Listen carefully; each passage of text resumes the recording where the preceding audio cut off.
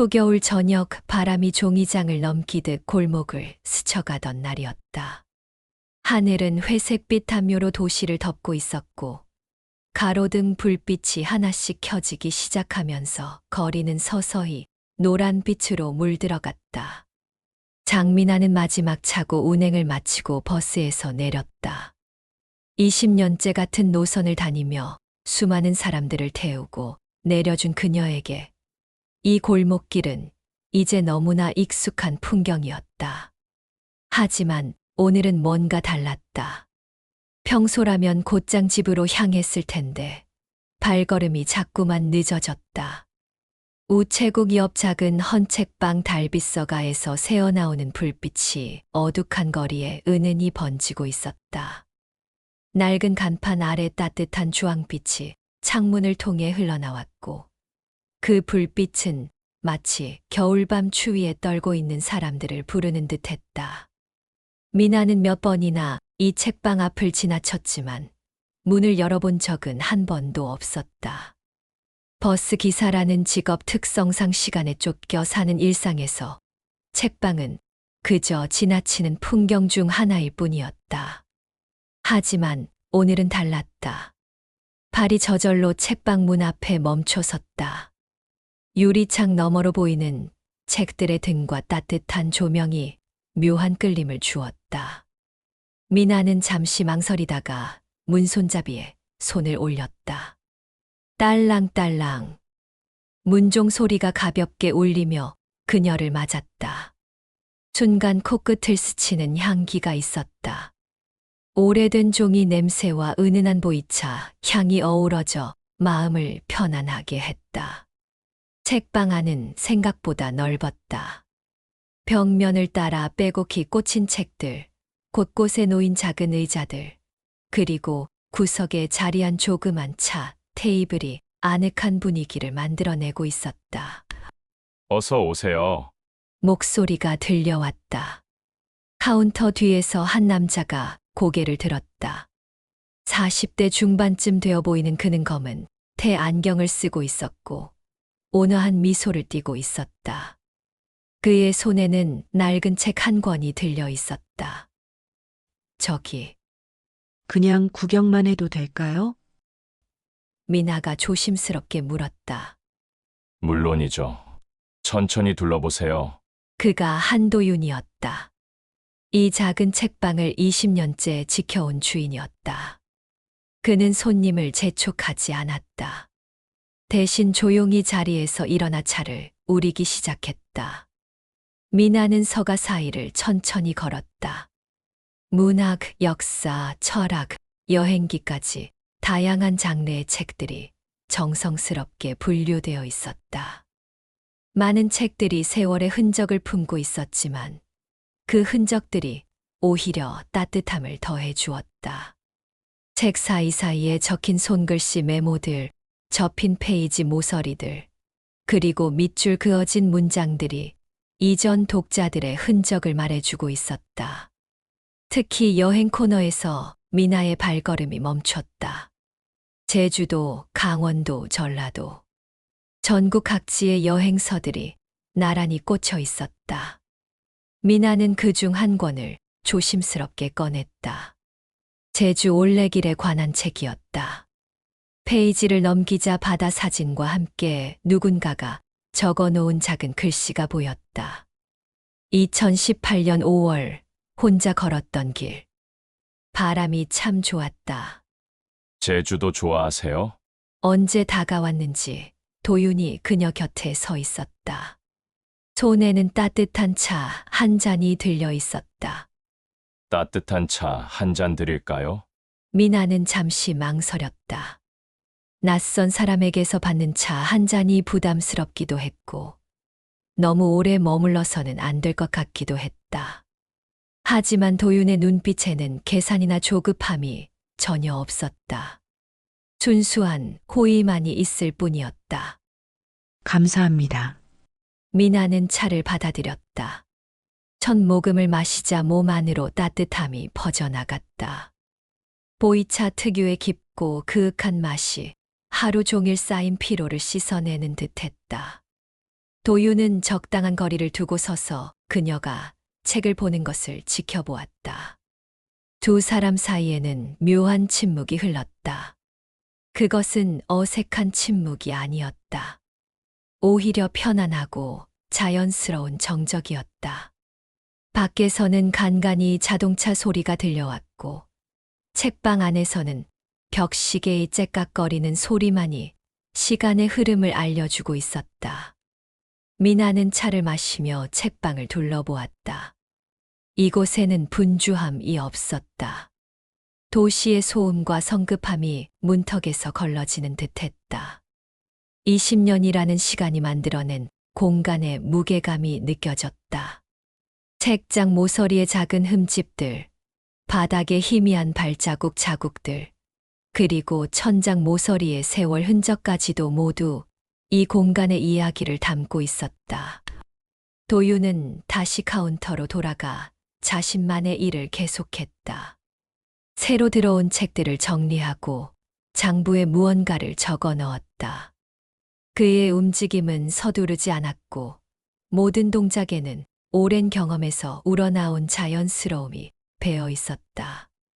미나는 여행서를 다시 제자리에 꽂고 다른 서가로 향했다. 소설 코너에는 오래된 한국 문학 작품들이 가득했다. 박경리, 황석영, 김유정의 작품들이 세월의 빛깔을 머금고 나란히 서 있었다. 그 사이사이에는 외국 소설들도 보였다. 번역서들의 누렇게 바랜 페이지들이 수많은 독자들의 손을 거쳐온 흔적을 보여주었다. 시간이 어떻게 흘렀는지 모르게 미나는 1시간 가까이 책방에서 머물렀다. 책을 하나하나 들춰보는 것만으로도 마음이 차분해졌다. 오랫동안 잊고 지내던 감정이었다.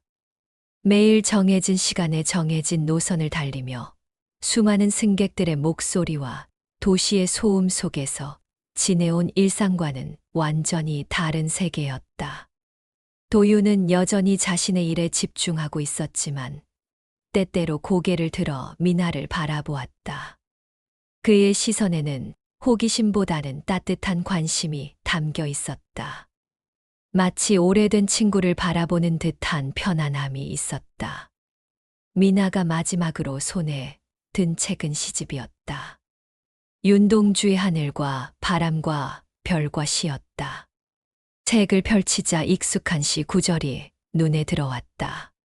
죽는 날까지 하늘을 우러러 한 점 부끄럼이 없기를. 그 순간 미나의 가슴 한 구석이 뜨거워졌다. 좋은 시입니다. 도윤의 목소리였다. 언제부턴가 그가 다시 가까이 와 있었다. 미나는 고개를 끄덕였다. 말로 설명하기 어려운 감정이 마음속에서 일어나고 있었다. 그것은 단순한 감동이 아니었다. 오랫동안 메말라 있던 마음 한구석에 물이 스며드는 듯한 느낌이었다. 버스를 운전하며 매일같이 마주하는 복잡한 도시의 풍경들, 승객들의 각박한 표정들, 그리고 시간에 쫓기는 일상들과는 전혀 다른 무언가가 이 작은 공간에 살아 숨쉬고 있었다. 미나는 시집을 조심스럽게 덮었다. 그리고 도윤을 바라보았다. 그의 얼굴에는 책을 사랑하는 사람만이 가질 수 있는 특별한 온기가 있었다. 그 온기는 미나에게도 전해졌다. 이 책방을 오래 하셨나요? 20년 정도 됐습니다. 짧은 대답이었지만 그 안에는 오랜 세월의 무게가 담겨 있었다. 20년이라는 시간 동안 얼마나 많은 책들이 이곳을 거쳐갔을까? 얼마나 많은 사람들이 이 문을 열고 들어왔을까? 그리고 얼마나 많은 이야기들이 이 공간에 쌓여갔을까? 미나는 문득 자신의 20년을 떠올렸다. 버스 기사가 된 지도 벌써 그만큼 되었다. 매일 같은 길을 달리며 같은 정류장에서 사람들을 태우고 내려주었다. 그 시간들이 무의미하다고는 생각하지 않았지만 이 책방에서 느끼는 충만함과는 다른 종류의 시간이었다. 밖에서는 어느새 밤이 깊어지고 있었다. 가로등 불빛이 더욱 또렷해졌고 골목 여기저기에서는 저녁 식사를 준비하는 집들의 불빛이 켜지기 시작했다. 하지만 책방 안의 시간은 여전히 천천히 흐르고 있었다. 도윤은 다시 차를 우려주었다. 이번에는 미나도 자연스럽게 받아들였다. 두 사람은 서로의 사연을 길게 말하지 않았다. 굳이 설명하지 않아도 서로에게서 비슷한 외로움과 그리움을 느낄 수 있었다. 그것은 나이가 들어가면서 생기는 특별한 공감대였다. 미나는 차를 마시며 창밖을 바라보았다. 자신이 매일 운전하던 그 길이 보였다. 낮에는 그렇게 바쁘고 복잡하던 거리가 이제는 고요하고 평화로워 보였다. 마치 다른 세상을 보는 듯한 기분이었다. 내일도 문을 여시나요? 미나가 조심스럽게 물었다. 네, 매일 열어요. 도윤의 대답은 간단했지만 확신에 찼다. 20년 동안 이 작은 책방을 지켜온 사람의 믿음이 느껴졌다. 미나는 빈 찻잔을 내려놓았다. 따뜻한 차의 온기가 손끝에서 서서히 식어가고 있었지만 마음속 어딘가에는 여전히 따뜻함이 남아 있었다. 그녀는 시계를 힐끗 보았다. 벌써 1시간 반이나 지났다. 이렇게 오래 한 곳에 머물렀던 것이 언제였는지 기억나지 않을 정도였다. 시간이 많이 늦었네요. 오늘은 이만. 미나가 일어서려 할 때 도윤이 조용히 말했다. 괜찮으시면 내일도 오세요. 새로운 여행서들이 몇 권 들어올 예정입니다. 그의 제안은 자연스러웠다. 장사를 위한 말이 아니라 진심 어린 초대였다. 미나는 잠시 망설였다. 내일 운행 스케줄을 생각하면 이 시간에 책방에 들르기가 쉽지 않을 텐데. 하지만 마음 한구석에서는 이미 답을 정하고 있었다. 네, 시간이 되면 꼭 들르겠습니다. 미나는 미소를 지었다. 오랜만에 진심으로 짓는 미소였다. 도윤도 같은 표정으로 고개를 끄덕였다. 미나가 문을 열려 할 때 찬바람이 얼굴을 스쳤다. 하지만 추위보다는 상쾌함이 먼저 느껴졌다. 뒤돌아보니 도윤이 문 뒤에 서서 손을 흔들고 있었다. 책방의 불빛이 여전히 따뜻하게 그녀의 뒷모습을 비추고 있었다. 집으로 가는 길, 미나는 발걸음이 한결 가벼워졌음을 느꼈다. 평소라면 하루의 피로에 지쳐 터덜터덜 걷곤 했는데 오늘은 달랐다. 가슴 한구석에 작은 기대감이 자리 잡고 있었다. 그것은 단순히 새로운 책방을 발견했다는 기쁨만은 아니었다. 다음 날, 미나는 평소보다 일찍 마지막 운행을 마쳤다. 서둘러 차고로 돌아가 버스를 정리하고 달빛 서가로 향했다. 어제와 같은 시간이었지만 오늘은 망설임이 없었다. 문을 열자 도윤이 카운터에서 미소로 그녀를 맞았다. 어서 오세요. 오늘도 차 한잔 하실까요? 이번에는 미나도 자연스럽게 고개를 끄덕였다. 어제의 낯선 손님이 오늘은 반가운 방문객이 된 것이다. 도윤이 약속한 대로 새로운 여행서들이 한쪽 테이블에 정리되어 있었다. 스페인 카미노 순례길, 몽골 대초원, 히말라야 트레킹에 관한 책들이었다. 미나는 그중 카미노 순례길 책을 집어들었다. 표지에는 넓은 들판 위로 이어진 작은 길이 그려져 있었다. 혼자 걷는 여행에 관심이 있으신가요? 도윤이 따뜻한 차를 건네며 물었다. 언젠가는 생각만 하고 있어요. 미나의 대답에는 작은 아쉬움이 묻어 있었다. 버스 기사라는 직업 특성상 긴 휴가를 내기가 어려웠고, 혼자 사는 그녀에게 장거리 여행은 여전히 꿈 같은 이야기였다. 도윤은 고개를 끄덕이며 자신의 경험을 조심스럽게 꺼냈다. 젊은 시절 배낭여행을 했던 이야기, 책방을 열기 전 마지막으로 다녀온 제주 올레길 이야기들이 차분한 목소리로 이어졌다. 그의 이야기에는 자랑이나 과시가 없었다. 그저 좋은 기억을 나누고 싶어 하는 마음만이 있었다. 미나는 책을 펼치며 그의 이야기에 귀를 기울였다. 사진 속 순례자들의 모습이 평온해 보였다. 무거운 배낭을 메고도 그들의 얼굴에는 만족스러운 미소가 떠올라 있었다. 이 책의 이전 주인도 실제로 카미노를 다녀왔대요. 도윤이 책 뒤편을 가리켰다. 여백의 작은 글씨로 적힌 메모들이 보였다. 산티아고 대성당에서 알베르게에서 만난 독일 할아버지, 별이 쏟아지던 밤 같은 짧은 기록들이었다. 헌책의 매력이 바로 이런 거예요. 도윤이 미소 지었다. 이전 소유자의 흔적들이 책에 생명을 불어넣어 주죠. 미나는 그 말에 깊이 공감했다. 새 책에서는 느낄 수 없는 특별함이 헌책에는 있었다. 누군가의 손때가 묻은 페이지들, 밑줄 그어진 문장들, 그리고 메모들이 모여 만들어내는 이야기의 층위들. 이날부터 미나의 일상에는 작은 변화가 생겼다. 마지막 운행을 마치고 달빗서가에 들르는 것이 자연스러운 하루의 마무리가 되었다. 도윤도 그녀를 위해 항상 따뜻한 차를 준비해 두었다. 두 사람 사이에는 특별한 대화가 오가지 않았다. 하지만 침묵 속에서도 서로를 이해하고 있음을 느꼈다.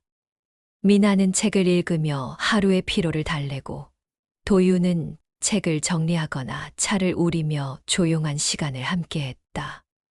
그들의 관계는 서두르지 않았다.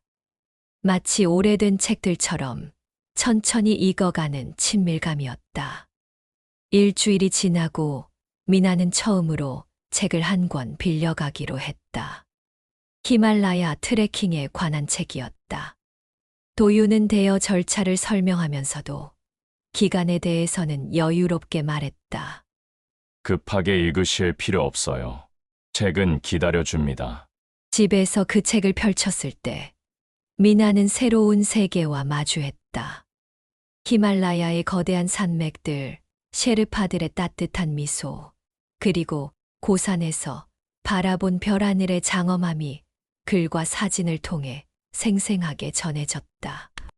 이전 독자가 남긴 메모들도 여행의 생생함을 더했다. 베이스 캠프에서의 첫날 밤, 추위에 떨었지만 행복했다 같은 솔직한 기록들이었다. 며칠 뒤 미나가 책을 반납하러 갔을 때 도윤이 물었다. 어떠셨어요? 정말 좋았어요. 마치 제가 직접 다녀온 것 같은 기분이었습니다. 미나의 대답에 도윤의 얼굴이 밝아졌다. 책을 사랑하는 사람이 다른 사람도 그 기쁨을 나눈다는 것을 확인했을 때의 순수한 기쁨이었다. 그 후로 미나는 정기적으로 책을 빌려갔다. 여행서에서 시작해서 소설, 시집, 그리고 인문학 책들까지. 매번 도윤은 그녀의 취향을 고려해 새로운 책들을 추천해 주었다. 때로는 자신이 감명 깊게 읽었던 책을 추천하기도 했다. 한 달이 지날 무렵 두 사람은 서로에 대해 조금씩 알아가기 시작했다. 미나는 20년간 같은 노선을 운행하며 이 동네의 변화를 지켜봤다는 이야기를, 도윤은 서울에서 직장 생활을 하다가 이곳에 정착해 책방을 열게 된 경위를 조심스럽게 나눴다. 그들의 대화는 여전히 많지 않았다. 하지만 짧은 대화 속에서도 서로의 진심을 읽을 수 있었다. 도윤의 책에 대한 애정, 이 작은 공간을 지키려는 의지, 그리고 미나의 소박하지만 진실한 삶에 대한 태도들이 조금씩 드러났다. 어느 날 저녁 미나가 평소보다 늦게 책방에 도착했을 때 도윤은 이미 문을 닫을 준비를 하고 있었다. 하지만 그녀를 보자마자 다시 문을 열어주었다. 늦어서 죄송해요. 오늘 교통사고가 있어서 미나의 얼굴에는 피로가 짙게 배어 있었다. 도유는 말없이 그녀에게 의자를 권했다. 그리고 평소보다 진한 차를 우려주었다. 힘든 일이 있으셨나요? 도윤의 조심스러운 질문에 미나는 잠시 망설이다가 입을 열었다. 오늘 운행 중에 목격한 교통사고, 구급차가 도착할 때까지 부상자를 도왔던 일, 그리고 그 과정에서 느꼈던 무력감에 대해 이야기했다. 매일 이 길을 다니면서 많은 일들을 봐요. 사람들의 아픔, 기쁨, 분노. 하지만 저는 그냥 지나쳐야 하는 사람이잖아요. 미나의 목소리에는 오랫동안 혼자 견뎌온 무게가 묻어 있었다. 도유는 조용히 들었다. 때로는 말보다 침묵이 더 큰 위로가 될 수 있다는 것을 아는 사람처럼. 그래도 오늘은 도와드렸잖아요. 도윤의 짧은 말이 미나의 마음을 건드렸다. 그는 계속했다. 20년 동안 이 길을 안전하게 다니신 것도 많은 사람들에게 도움이 된 일이에요. 미나는 고개를 들어 도윤을 바라봤다. 그의 눈빛에는 진심이 담겨 있었다. 허울뿐인 위로가 아니라 진정으로 그녀의 가치를 인정하는 마음이었다. 그날 밤 미나는 집에 돌아가면서 오랜만에 마음이 가벼워짐을 느꼈다. 누군가에게 자신의 이야기를 털어놓는다는 것이 이렇게 큰 위안이 될 줄은 몰랐다. 다음 날 도유는 특별한 책 한 권을 미나에게 건넸다. 어제 이야기 듣고 생각난 책이에요. 테레사 수녀의 전기였다. 책 앞부분에 작은 메모가 붙어 있었다. 작은 일도 큰 사랑으로 라고 적혀 있었다. 이전 주인이 남긴 메모예요. 저도 힘들 때마다 이 말을 떠올려요. 미나는 책을 받아들였다. 표지의 테레사 수녀는 주름진 얼굴에도 불구하고 평화로운 미소를 띠고 있었다. 그렇게 두 사람의 관계는 조금씩 깊어져 갔다. 단순한 책방 주인과 고객의 관계를 넘어서 서로의 삶을 이해하고 공감하는 사이가 되어가고 있었다. 하지만 그들은 여전히 서두르지 않았다. 마치 좋은 책을 천천히 음미하듯 서로의 마음을 조금씩 열어 보이고 있었다. 겨울이 깊어갈수록 달빛서가는 미나에게 더욱 소중한 공간이 되었다. 추운 바깥 세상과는 달리 이곳은 항상 따뜻했다. 도윤이 정성스럽게 관리하는 날로 덕분이기도 했지만 무엇보다 두 사람이 만들어내는 따뜻한 분위기 때문이었다. 어느 날 저녁 미나가 도착했을 때 책방에는 다른 손님이 있었다. 70대 정도 되어 보이는 할아버지였다. 그는 구석 의자에 앉아 책을 읽고 있었고 도유는 그에게 차를 대접하고 있었다. 어서 오세요. 도윤이 미나를 반겼다. 할아버지도 고개를 들어 가볍게 인사했다. 미나는 평소처럼 서가로 향했지만 귀는 두 남자의 대화에 기울여져 있었다. 할아버지는 이 동네에 50년째 살고 있는 터줏대감이었다. 젊은 시절부터 이 골목의 변화를 모두 지켜본 산증인이었다. 그는 도윤에게 옛날 이야기들을 들려주었다. 이 자리에 책방이 들어서기 전에 있었던 작은 구멍가게, 그 전에는 한복집이었던 시절, 그리고 더 오래전 일제강점기 때의 모습들까지. 그때는 이 골목이 정말 활기찼어요. 아이들이 뛰어놀고 아낙네들이 삼삼오오 모여서 이야기꽃을 피우고. 할아버지의 목소리에는 그리움이 묻어 있었다. 지금은 많이 조용해졌지만 그래도 이 책방이 있어서 다행이에요. 젊은 사람이 이런 곳을 지켜준다는 게 고마워요. 도윤은 겸손하게 고개를 숙였다. 미나는 그 순간 도윤의 어깨가 얼마나 무거운지 새삼 깨달았다. 단순히 책방을 운영하는 것이 아니라 이 동네의 기억과 이야기들을 보존하는 역할도 하고 있었던 것이다.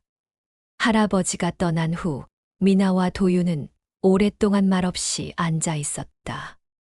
창밖으로는 첫눈이 내리기 시작했다.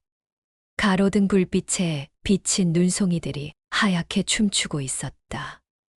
힘들지 않으세요? 미나가 조심스럽게 물었다.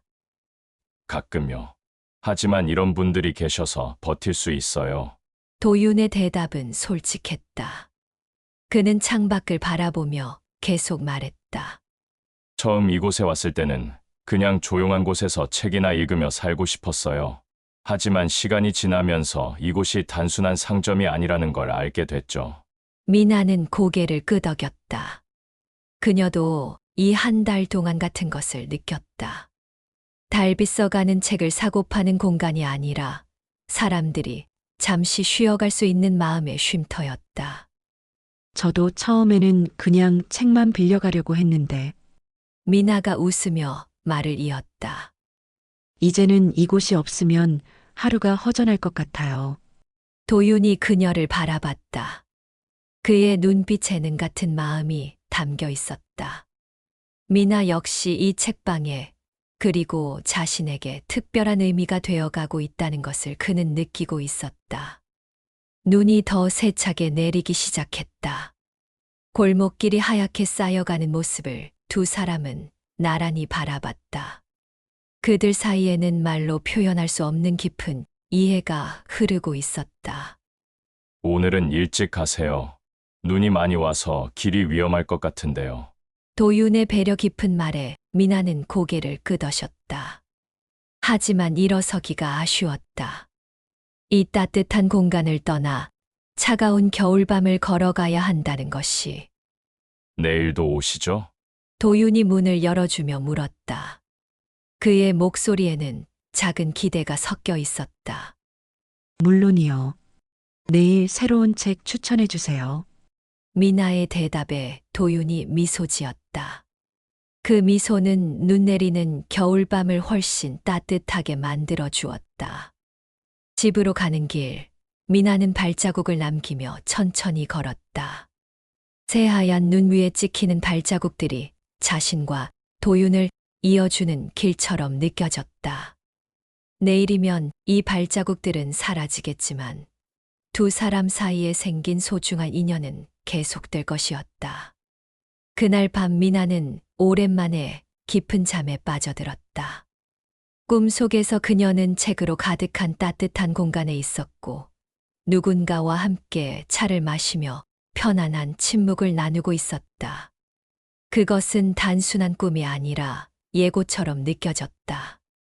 새로운 시작을 알리는 조용한 신호 같았다. 다음 날 아침 미나는 평소보다 일찍 일어났다. 창밖을 보니 밤새 내린 눈이 세상을 완전히 바꾸어 놓았다. 골목길은 하얀 담요를 덮고 평화롭게 잠들어 있었고 나무들은 눈꽃을 피워 올린 채 서 있었다. 버스 운행을 시작하면서도 미나의 마음 한구석에는 어제의 따뜻함이 남아 있었다. 승객들을 태우고 내려주는 일상적인 업무 중에도 저녁에 달빛서가에서 보낼 시간에 대한 작은 기대감이 계속 맴돌았다. 오후 운행 중 미나는 평소와 다른 광경을 목격했다. 달빛서가 앞에 낯선 차들이 서 있었다. 정장을 입은 사람들이 책방 주변을 둘러보며 무언가를 재고 있었다. 순간 불길한 예감이 스쳤지만 운행 중이라 자세히 확인할 수는 없었다. 저녁이 되어 책방에 도착한 미나는 도윤의 표정이 평소와 다름을 즉시 알아챘다. 그의 얼굴에는 걱정과 피로가 짙게 배어 있었다. 무슨 일 있으셨어요? 미나의 질문에 도윤은 잠시 망설이다가 입을 열었다. 오늘 재개발 관련해서 사람들이 다녀갔어요. 그 한마디에 미나의 가슴이 철렁 내려앉았다. 재개발. 그 단어는 이 작은 책방과 골목에 드리워진 거대한 그림자의 정체였다. 이 일대가 재개발 지역으로 지정될 가능성이 높대요. 보상금과 철거 일정에 대한 예비 조사였다고 하더군요. 도윤의 목소리는 차분했지만 그 안에 담긴 무력감을 미나는 느낄 수 있었다. 20년간 지켜온 이 공간이 사라질 수도 있다는 현실 앞에서 그가 얼마나 혼란스러울지 충분히 짐작할 수 있었다. 다른 상인분들은 뭐라고 하시나요? 반반이에요. 어떤 분들은 나이도 있고 장사도 예전 같지 않으니 이참에 정리하자고 하시고, 또 어떤 분들은 끝까지 버티자고 하시고. 도윤이 깊은 한숨을 내쉬었다. 그날 밤 두 사람은 평소보다 더 조용했다.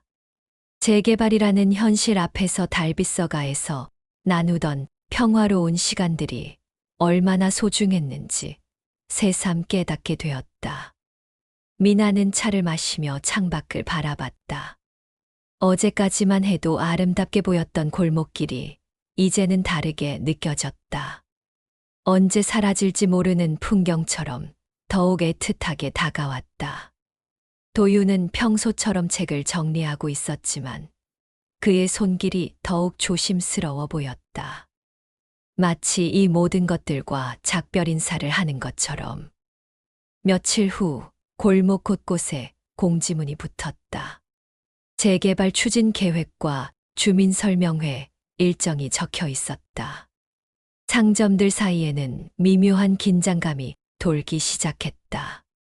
오래된 이발소 주인은 이미 다른 곳을 알아보고 있다는 소문이 들렸고, 구멍가게 할머니는 보상금으로는 턱없이 부족하다며 걱정이 많아 보였다. 달빛서가에도 변화가 느껴졌다. 평소보다 손님이 줄었고 오는 사람들도 어딘지 어수선한 모습이었다. 재개발 소식이 퍼지면서 동네 전체가 불안정한 분위기에 휩싸인 것이다. 주민 설명회가 열리는 날, 미나는 운행을 마치고 동네 회관으로 향했다. 비록 이곳 거주자는 아니지만 매일 이 길을 다니며 이 골목과 인연을 맺어온 그녀에게도 남의 일이 아니었다. 회관 안은 이미 사람들로 가득했다. 구청 공무원들이 앞쪽에서 사업 계획을 설명하고 있었고, 주민들은 각자의 자리에서 복잡한 표정으로 듣고 있었다. 기존 건물들은 모두 철거되며 새로운 아파트 단지와 상가가 들어설 예정입니다. 공무원의 설명이 계속될수록 장내 분위기는 더욱 격해졌다. 보상금에 대한 불만, 이주 일정에 대한 우려, 그리고 터전을 잃는다는 두려움이 뒤섞인 목소리들이 여기저기서 터져나왔다. 젊은 사람들은 좋을지 모르지만 우리 같은 늙은이들은 어디 가서 새로 장사를 하겠어요. 구멍가게 할머니의 절규 같은 외침에 여러 사람들이 동조했다. 시대가 바뀌었습니다. 낡은 건물들을 새롭게 개발해야 지역 발전이 가능합니다. 공무원의 답변은 차갑고 공식적이었다. 숫자와 계획으로만 이루어진 말들은 사람들의 애환을 달래주지 못했다. 미나는 뒤쪽에 서서 이 모든 상황을 지켜보았다. 그리고 앞쪽에서 설명하고 있는 공무원 중 한 명이 익숙한 얼굴임을 알아챘다. 민수, 그녀의 동생이었다. 정장을 입고 진지한 표정으로 주민들의 질문에 답하고 있는 동생의 모습이 낯설게 느껴졌다. 설명회가 끝난 후 미나는 동생과 마주쳤다. 민수의 얼굴에도 복잡한 감정이 어려 있었다. 집으로 돌아가는 길, 두 남매는 오랫동안 말이 없었다. 결국 민수가 먼저 입을 열었다. 누나도 반대할 거지? 이 동네가 내게 어떤 의미인지 알잖아. 미나의 대답에 민수는 깊은 한숨을 쉬었다. 누나, 이제는 그만 정리해요. 시대가 바뀌었잖아요. 낡은 건물들 붙들고 있어봤자. 내가 그런 말을 하는 거야? 미나의 목소리에는 실망이 섞여 있었다. 어릴 때부터 이 골목에서 함께 뛰어놀았던 동생이 이제는 그 추억들을 지워버리려 하는 쪽에 서 있다는 것이 믿어지지 않았다. 일이에요, 누나. 저도 좋아서 하는 일이 아니라고요. 민수의 변명은 설득력이 없었다. 적어도 미나에게는. 그날 밤 미나는 달빛서가로 향했다. 도유는 홀로 앉아 무언가를 적고 있었다. 그녀가 들어서자 고개를 들었지만 평소의 따뜻한 미소는 보이지 않았다. 설명회에 다녀오셨군요. 도윤이 미나의 표정만 봐도 알 수 있었다. 제 동생이 구청 공무원이에요. 미나의 고백에 도윤은 놀란 표정을 지었다. 하지만 곧 이해한다는 듯 고개를 끄덕였다. 힘드시겠어요. 그의 짧은 위로에 미나는 눈시울이 뜨거워졌다. 가족과 이 소중한 공간 사이에서 느끼는 갈등을 그는 단번에 이해해 주었다. 저희도 결정해야 할 것 같아요. 끝까지 버틸지 아니면 도윤의 말은 끝까지 이어지지 않았다. 하지만 미나는 그의 마음을 알 수 있었다. 20년간 지켜온 이 공간을 포기한다는 것이 얼마나 힘든 결정인지. 그날부터 골목의 분위기는 더욱 어수선해졌다. 상인들 사이에서는 연일 회의가 열렸고 찬성과 반대로 나뉘어 격한 논쟁이 벌어졌다. 달빛서가 역시 그 소용의 중심이 되어갔다. 한 주 후 상인들이 달빛서가에 모였다. 10명 남짓한 사람들이 좁은 공간에 둘러앉았다. 분위기는 무겁고 진지했다. 이제 결정해야 해요. 개별적으로 대응하면 우리만 손해예요. 이발소 주인이 먼저 말을 꺼냈다. 그는 이미 마음을 정한 듯 보였다. 보상금이 얼마나 나올지도 모르는데 성급하게 결정할 일은 아니죠. 구멍가게 할머니가 반박했다. 그녀의 목소리에는 불안이 섞여 있었다. 도유는 조용히 차를 대접하며 사람들의 이야기를 들었다. 각자의 사정과 입장이 다르다 보니 쉽게 결론이 나지 않았다. 책방은 어떻게 생각하세요? 누군가가 도윤에게 직접 물었다. 모든 시선이 그에게 집중되었다. 저는 조금 더 지켜보고 싶습니다. 도윤의 대답은 신중했다. 섣부른 결정으로 다른 사람들에게 피해를 주고 싶지 않았다. 회의는 결론 없이 끝났다. 하지만 분열의 조짐은 뚜렷했다. 나이가 많은 상인들은 현실적인 선택을 고려하고 있었고 상대적으로 젊은 사람들은 끝까지 버티자는 입장이었다. 미나는 이 모든 과정을 지켜보며 마음이 무거워졌다. 버스를 운전하면서도 자꾸만 골목의 미래가 걱정되었다. 동생과의 관계도 날로 어색해졌다. 저녁 식사 자리에서도 재개발 이야기만 나오면 둘 다 입을 다물었다. 며칠 후 첫 번째 변화가 시작되었다. 골목 입구의 작은 식당이 문을 닫았다. 주인이 다른 지역으로 이사를 간 것이다. 빈 가게 앞에 붙은 임대문의 종이가 바람에 펄럭였다. 하나둘씩 떠나기 시작하는군요. 도윤이 창밖을 바라보며 중얼거렸다. 그의 목소리에는 쓸쓸함이 배어 있었다. 미나도 같은 마음이었다. 매일 보던 익숙한 풍경들이 하나씩 사라져가는 것을 보는 일은 생각보다 힘들었다. 그날 밤 인터넷에는 재개발 반대 상인들을 비난하는 글들이 올라오기 시작했다. 시대착 오적 발상, 지역 발전을 가로막는 이기주의라는 표현들이 댓글에 넘쳐났다. 도윤의 얼굴이 어두워졌다. 이런 일까지 벌어지는군요. 미나가 인터넷 기사를 보며 분노했다. 익명의 비난들이 쏟아지는 것을 보니 가슴이 답답했다.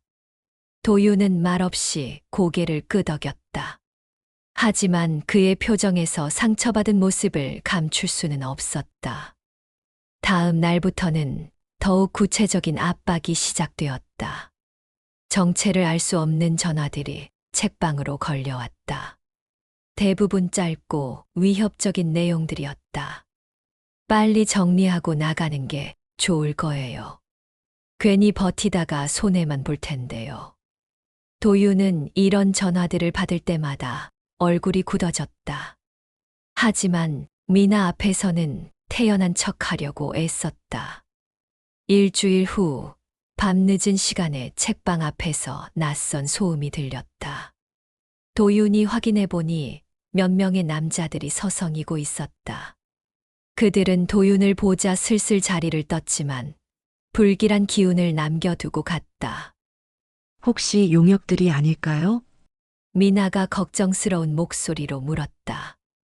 아직은 모르겠어요. 하지만 조심해야 할 것 같네요. 도윤도 불안감을 감추지 못했다. 그들의 우려는 며칠 후 현실이 되었다.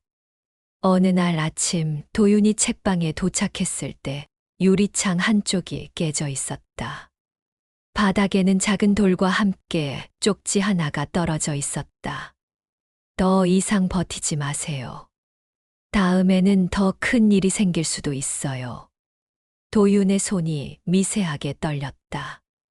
20년 동안 이곳에서 평화롭게 지내온 그에게 이런 협박은 충격적이었다. 미나가 저녁에 책방에 왔을 때 깨진 유리창은 이미 임시로 막아놓은 상태였다. 하지만 도윤의 얼굴에는 피로와 스트레스가 역력했다. 신고는 하셨어요? 증거도 없고 별다른 도움이 될 것 같지 않아요. 도윤의 체념적인 반응에 미나는 더욱 화가 났다. 선량한 사람이 이런 일을 당해야 한다는 것이 억울했다. 그날 밤 미나는 집에 돌아가서도 잠을 이루지 못했다. 도윤의 지친 모습이 자꾸만 떠올랐다. 그리고 동생 민수가 추진하고 있는 재개발 사업이 이런 방식으로 진행되고 있다는 사실이 괴로웠다. 다음 날 미나는 동생에게 직접 찾아갔다. 구청 민원실에서 만난 민수는 누나를 보고 당황한 표정을 지었다. 유리창 깨뜨리는 일까지 벌어지고 있어. 미나의 직설적인 말에 민수가 고개를 돌렸다. 그런 일은 저희가 지시한 게 아니에요. 하지만 너희 사업 때문에 벌어진 일이잖아. 민수는 할 말을 찾지 못했다. 실제로 재개발 과정에서 이런 일들이 종종 벌어진다는 것을 그도 알고 있었다. 누나, 제발 이해해 주세요. 저도 힘들어요. 민수의 목소리에는 진심, 어린 고민이 묻어 있었다. 하지만 미나에게는 위로가 되지 않았다. 그날 저녁 달빛서가의 분위기는 더욱 무거웠다. 도윤은 평소보다 말수가 줄었고 책을 정리하는 손길도 느려 보였다. 포기하시는 건 아니죠? 미나가 조심스럽게 물었다. 글쎄요. 솔직히 확신이 서지 않네요. 도윤의 솔직한 고백에 미나의 가슴이 답답해졌다. 그의 흔들리는 마음이 너무나 이해되었다. 일주일 후 또 다른 상점이 문을 닫았다. 이번에는 오래된 분식집이었다. 할머니 혼자 운영하던 작은 가게였는데 협박을 견디지 못하고 결국 포기한 것이다. 골목은 점점 활기를 잃어갔다. 닫힌 가게들이 늘어나면서 전체적인 분위기도 을씨년스러워졌다. 저녁이면 가로등 불빛만이 적막한 골목을 비추었다. 이러다가 우리만 남게 되는 건 아닐까요? 도윤이 불안한 표정으로 말했다.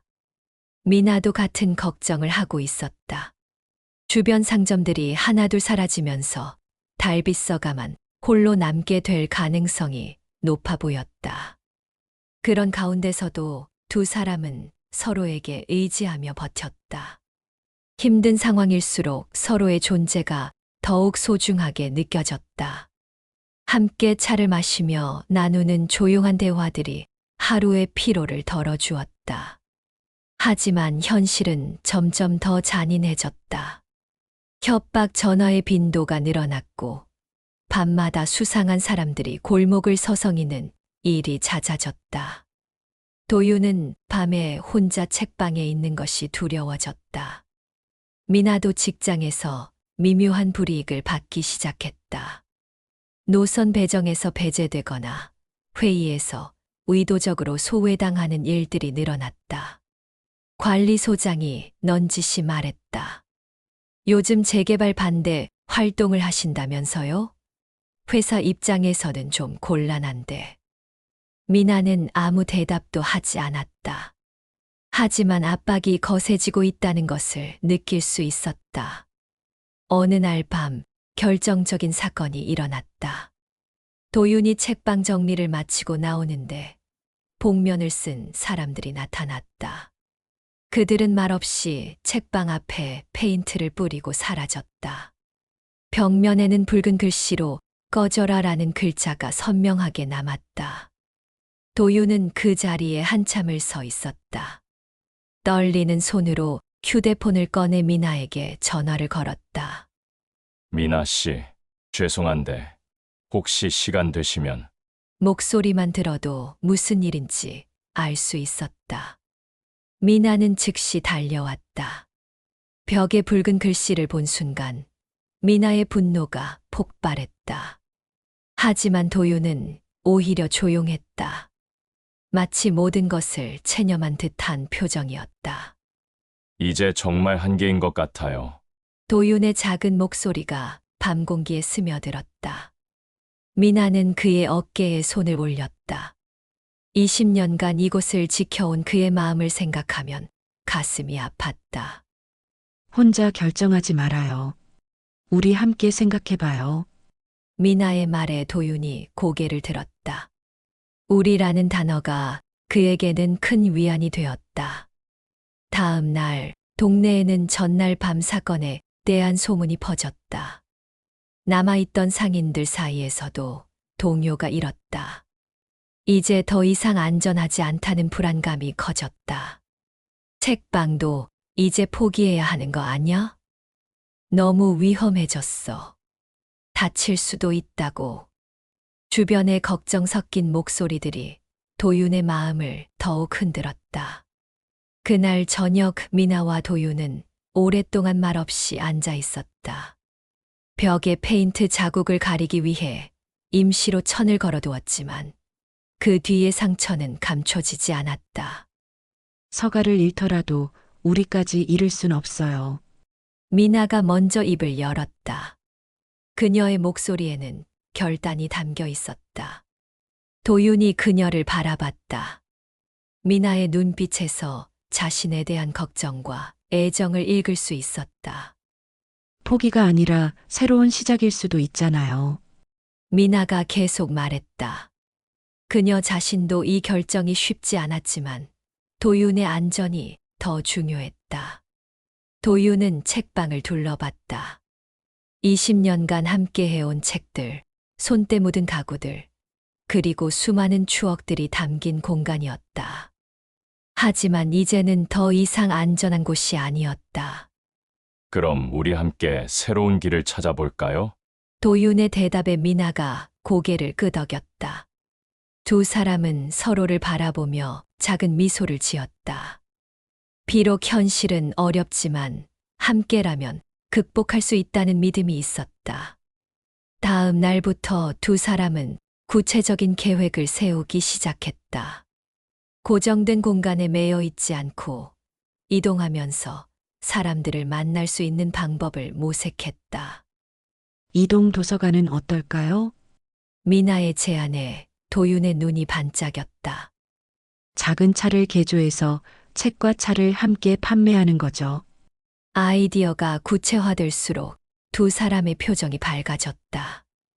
비록 달빛 서가는 사라지겠지만 그 정신은 다른 형태로 계속될 수 있을 것 같았다. 일주일 후 도윤은 공식적으로 재개발에 동의한다는 서류를 제출했다. 하지만 그의 마음은 의외로 평온했다. 끝이 아니라 새로운 시작이라는 생각이 들었다. 마지막 날 밤 단골 손님들이 작별 인사를 하러 왔다. 할아버지도 와서 오랫동안 도윤의 손을 잡고 있었다. 고생 많았어요. 좋은 추억 감사합니다. 할아버지의 말에 도윤의 눈시울이 붉어졌다. 미나는 마지막까지 도윤과 함께 있었다. 책들을 상자에 정리하고 가구들을 치우는 작업을 도왔다. 20년의 세월이 차곡차곡 상자 속에 담겨갔다. 후회하지 않으세요? 미나가 마지막으로 물었다. 아니요. 오히려 새로운 기대감이 들어요. 도윤의 대답은 진심이었다. 달빛서가는 사라지지만 미나와 함께 만들어갈 새로운 이야기가 기다리고 있었다. 6개월 뒤 한강공원에 작은 트럭 한 대가 자리를 잡았다. 달빛 이동 북카페라고 쓰인 간판이 따뜻한 봄 햇살에 반짝였다. 도윤과 미나는 중고 트럭을 개조해 새로운 꿈을 시작했다. 트럭 한쪽에는 엄선된 책들이 진열되어 있었고, 다른 쪽에는 간단한 음료를 만들 수 있는 설비가 갖춰져 있었다. 오늘은 어디로 갈까요? 미나가 운전석에 앉으며 물었다. 버스 기사 시절의 경험이 이동 북카페에 큰 도움이 되었다. 시장 쪽으로 가볼까요? 오늘 장날이거든요. 도윤이 지도를 펼치며 답했다. 전통시장 앞에 북카페가 나타나자 사람들이 하나둘 다가왔다. 처음에는 호기심 어린 눈빛이었지만 금세 책과 차의 매력에 빠져들었다. 아이고, 이런 게 다 있네요. 70대 할머니가 요리책을 들춰보며 감탄했다. 차도 참 맛있어요. 오랜만에 이런 여유를 느끼네. 젊은 엄마가 아이를 무릎에 앉히고 그림책을 읽어주고 있었다. 도윤은 책을 정리하며 이런 풍경을 바라봤다. 고정된 공간에서는 만날 수 없었던 다양한 사람들이 북카페를 찾아왔다. 여기서 책을 빌릴 수도 있나요? 대학생 한 명이 문학 전집을 보며 물었다. 물론이에요. 언제든 가까운 곳에서 반납하시면 됩니다. 도윤의 답변에 학생의 얼굴이 밝아졌다. 달빛서가와는 다른 방식이었지만 책과 사람을 연결한다는 본질은 같았다. 오히려 더 많은 사람들과 만날 수 있었다. 오후에는 한강변으로 이동했다. 산책을 나온 시민들이 북카페 앞에 자연스럽게 모여들었다. 벤치에 앉아 책을 읽거나 차를 마시며 휴식을 취하는 모습들이 평화로웠다. 신기하네요. 이런 아이디어는 어떻게 생각하셨어요? 한 시민이 궁금해했다. 고정된 곳에서 기다리기보다는 직접 찾아가는 게 좋을 것 같아서요. 미나가 웃으며 답했다. 저녁이 되자 직장인들도 하나둘 찾아왔다. 퇴근 후 잠시 들러 책을 빌려가거나 따뜻한 차 한 잔으로 하루를 마무리하는 사람들이었다. 매일 같은 자리에 있는 건 아니죠. 정장 차림의 남성이 물었다. SNS에 위치를 올려드려요. 일정표도 따로 있고요. 도윤이 명함을 건네며 설명했다. 이동 북카페는 생각보다 빠르게 입소문을 탔다. 소셜미디어에 올라온 사진들과 후기들이 사람들의 관심을 끌었다. 특히 아이들을 데리고 나온 가족들에게 인기가 높았다. 아빠, 내일도 책 아저씨 올까? 한 꼬마가 아버지에게 묻고 있었다. 글쎄, 내일은 다른 곳에 가실 것 같은데. 그럼 우리도 찾아가자. 아이의 순수한 반응에 주변 사람들이 웃음을 터뜨렸다. 한 달이 지나자 고정 고객들이 생겼다. 북카페의 일정을 확인하고 찾아오는 사람들, 책을 빌려갔다가 다른 장소에서 반납하는 사람들이 늘어났다. 이제 진짜 안정된 것 같네요. 미나가 하루 영업을 마치며 말했다. 달빛서가보다 더 많은 사람들을 만나고 있어요. 도윤도 만족스러운 표정이었다. 어느 날 예상치 못한 손님이 찾아왔다. 달빛서가 시절의 단골이었던 할아버지였다. 말했다. 여기까지 어떻게 오셨어요? 도윤이 반가워하며 맞았다. 인터넷에서 봤어요.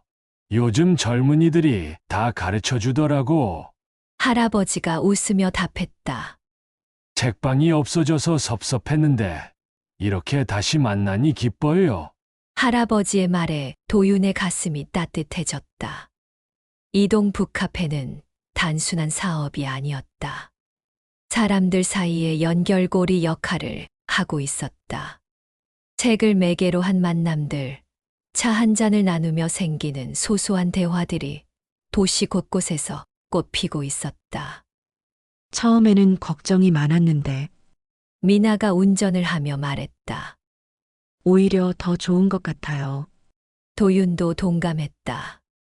고정된 공간에 아쉬움은 있었지만 더 넓은 세상과 연결될 수 있게 된 것이 큰 기쁨이었다. 겨울이 오자 북카페도 계절에 맞게 변화했다. 따뜻한 음료의 종류를 늘리고 겨울에 어울리는 책들을 준비했다. 연말이 다가올수록 사람들의 발길이 더욱 잦아졌다. 올 한해 정말 많은 일이 있었네요. 미나가 연말 정산을 하며 감회에 젖어 말했다. 힘든 시간도 있었지만 결과적으로는 좋은 변화였어요. 도윤이 장부를 정리하며 답했다. 새해가 되자 이동 북카페에도 새로운 계획들이 생겼다.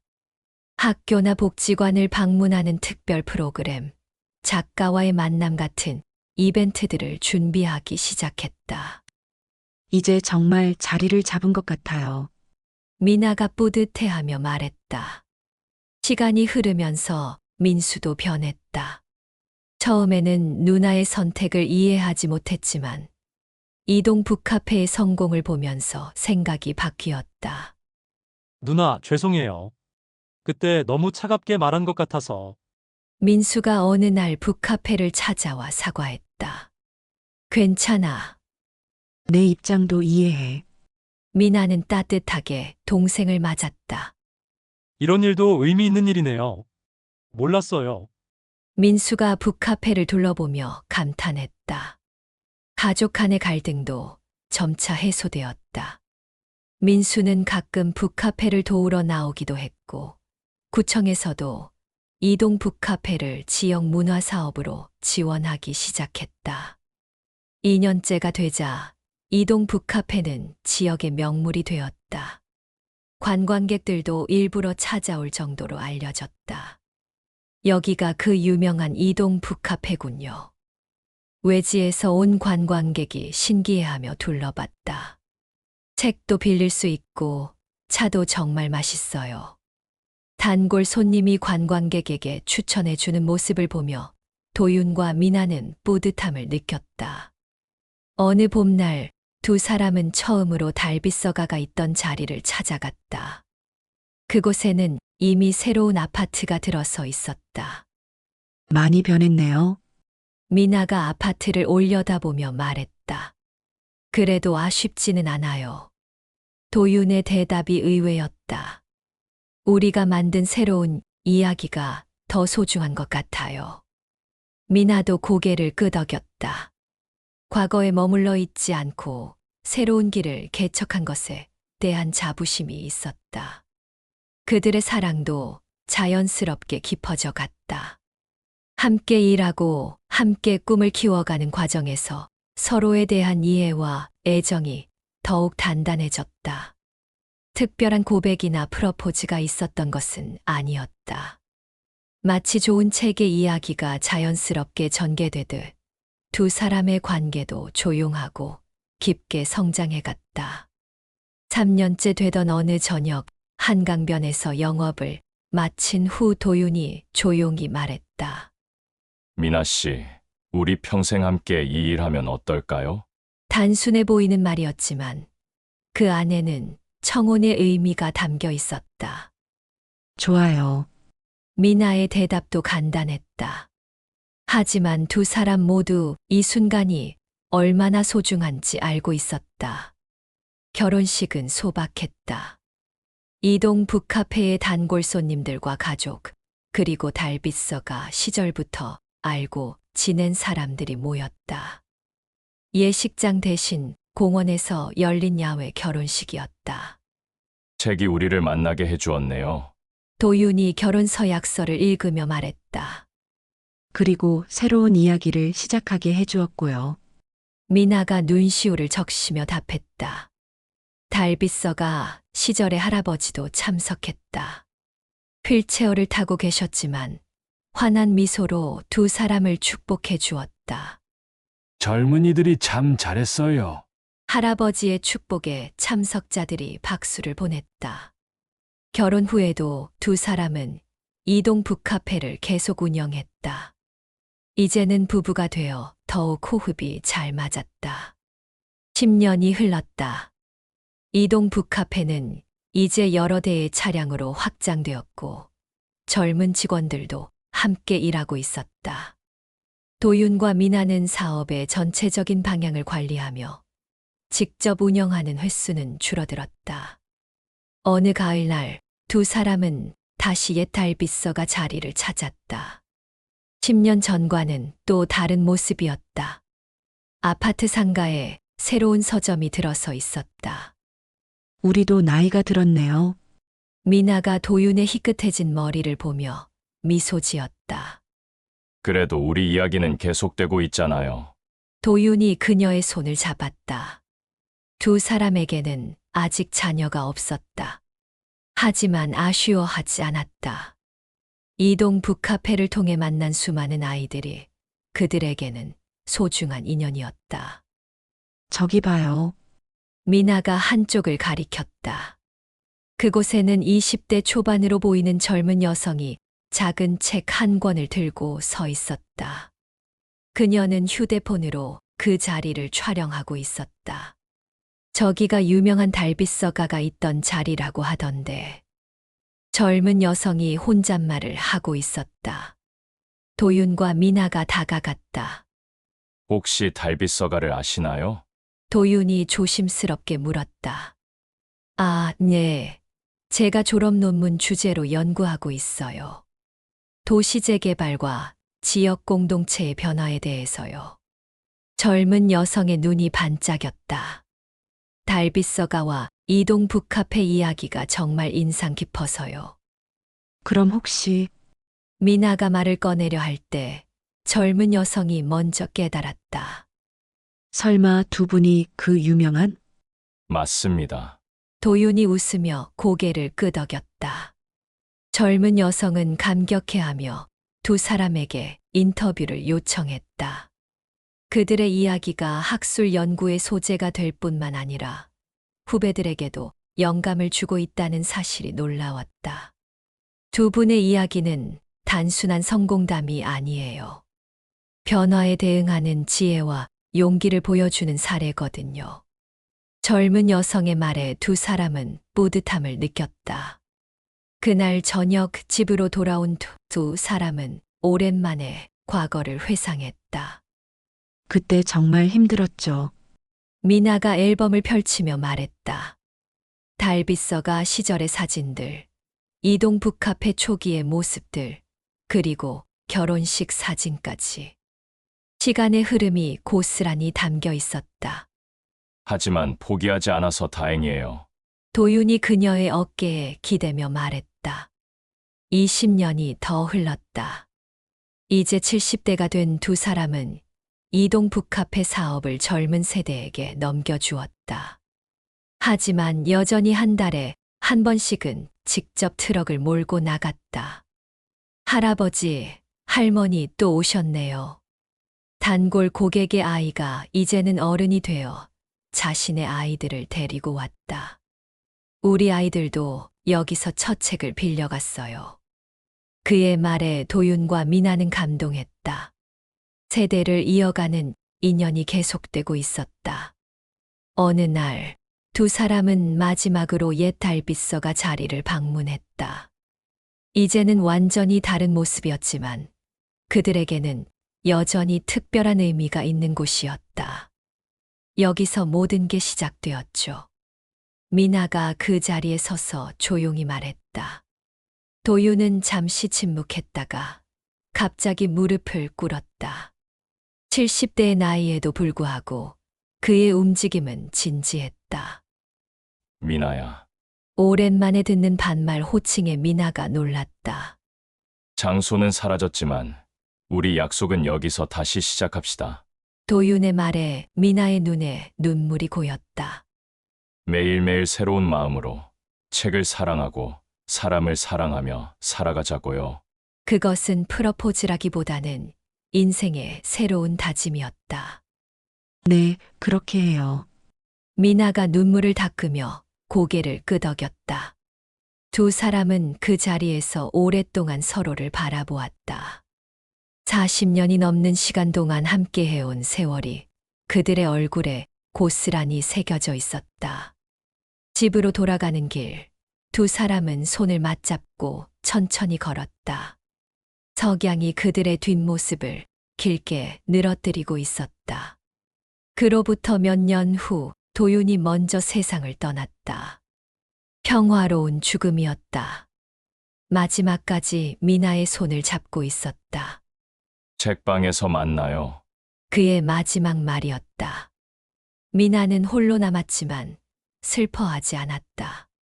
그들이 함께 만든 이야기들이 여전히 많은 사람들에게 전해지고 있었기 때문이다. 이동 북카페는 이제 전국 곳곳에서 운영되고 있었다. 젊은 운영자들이 도윤과 미나의 정신을 이어받아 새로운 이야기들을 써내려가고 있었다. 미나는 90세까지 살았다. 마지막까지 책을 읽고 사람들과 이야기를 나누며 지냈다. 그녀가 세상을 떠난 후 옛 달빛서가 자리에는 작은 기념비가 세워졌다. 사랑하는 이들의 이야기는 결코 끝나지 않는다. 그로부터 또 세월이 흘러 한 젊은 여성이 그 기념비 앞에 서 있었다. 그녀는 도윤과 미나의 손녀였다. 직접 낳은 자식은 없었지만 이동 북카페에서 만난 한 아이를 입양해 키웠고 그 아이가 자란 후 낳은 딸이었다. 할아버지, 할머니 이야기를 들려드릴게요. 그녀는 품에 안은 아기에게 속삭였다. 달빛이 기념비를 비추고 있었다. 마치 여전히 그곳에서 두 사람이 지켜보고 있는 것처럼. 젊은 여성은 아기를 품에 안고 천천히 그 이야기를 시작했다. 옛날 옛적에 작은 책방이 하나 있었단다. 달빛서가라는 이름에 그녀의 목소리가 밤 공기에 스며들었다. 과거와 현재 그리고 미래를 잇는 따뜻한 이야기가 계속되고 있었다. 기념비 뒤편으로는 새로운 이동 북카페 한 대가 지나가고 있었다. 젊은 부부가 운영하는 것으로 보였다. 트럭 옆면에는 여전히 달빛 이동 북카페라는 간판이 붙어 있었다. 저 트럭도 할아버지, 할머니가 시작한 거야. 젊은 여성이 아기에게 설명했다. 사람들은 떠나도 사랑은 남는단다. 그리고 그 사랑이 새로운 이야기를 만들어가는 거야. 달빛은 여전히 그곳에 내려앉아 있었다. 시간이 흘러도 변하지 않는 것들이 있었다. 책에 대한 사랑, 사람에 대한 애정, 그리고 더 나은 세상을 만들어가려는 마음. 이야기는 끝나지 않았다. 새로운 세대가 또 다른 이야기를 써내려갈 것이었다.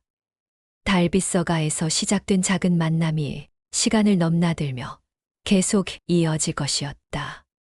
공간은 사라질 수 있어도 사람과 사람의 연결은 결코 사라지지 않는다는 진리가 그곳에 새겨져 있었다. 젊은 여성은 아기를 업고 천천히 걸어갔다. 그녀의 발걸음은 새로운 이야기를 향해 나아가고 있었다. 할아버지와 할머니가 보여준 용기와 사랑을 마음에 품은 채로 달은 높이 떠올라 온 세상을 은은하게 비추고 있었다. 그 빛 아래에서 수많은 이야기들이 태어나고 자라나며 또 다른 사람들에게 전해져 갈 것이었다. 이것이 달빛서가의 진짜 이야기였다. 끝이 아니라 영원한 시작의 이야기.